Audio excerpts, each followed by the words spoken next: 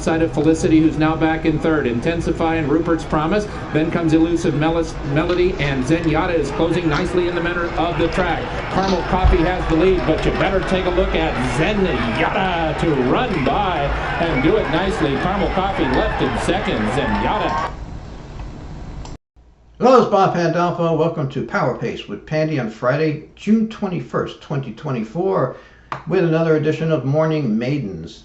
Looked over about 4 tracks besides Belmont at the Big A, and I really didn't see any maiden races I liked that much at the other tracks. So just the one horse today that I thought was interesting in the last race at Belmont, which is the 9th race today. It's a $40,000 maiden claiming race, turf race. Now the horse to beat is the 11 Nostalgic One. Gets an outside post, but first time gelding for Pletcher.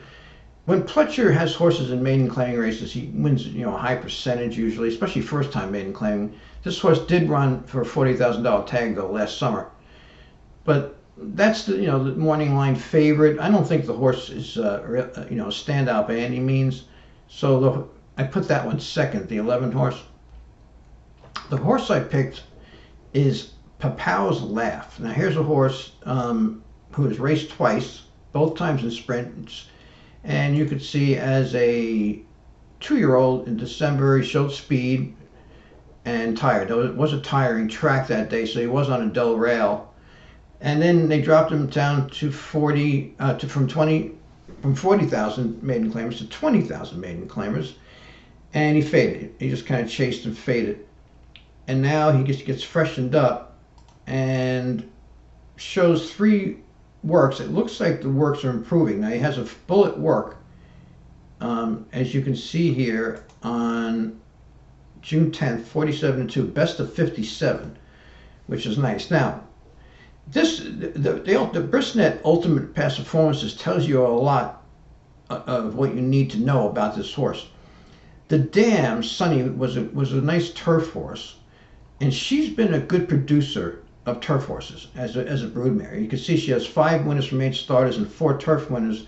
One of them was a stakes winner. And you can also see that Carlos Martin, the trainer, is 27% first at a route. He also has good percentages racing and maiden claiming races too.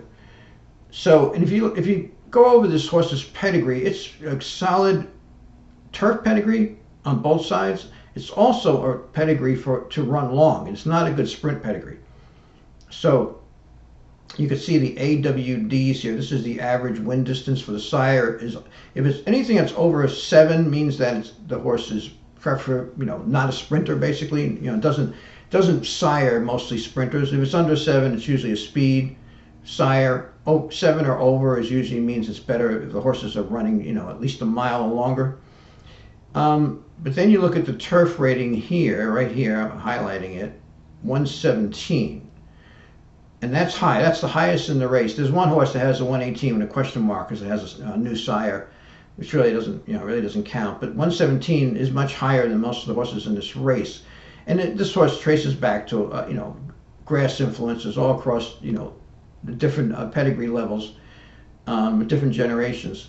So the thing is, we don't really know if this horse can really run. I mean, we know he can run a little bit. He showed a little speed here. The whole thing is is this going to be a big difference on the surface switch? I would imagine that they're going to try to go to the lead with this horse and stretching out, may be able to shake loose, but we'll see. I don't think the 15-1 line is really going to hold up because I have a feeling that a lot of, New York, there's a lot of people that know the pedigrees and everything like that. But I still think the horse would be, good odds. Hopefully not too far from 15-1 because this horse should be a long shot based on these first 2 races. So anyway, I'd appreciate if you like my channel and if you hit the like button and subscribe.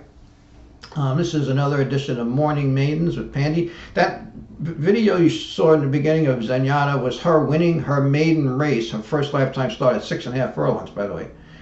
And anyway, enjoy the races and thanks for tuning in.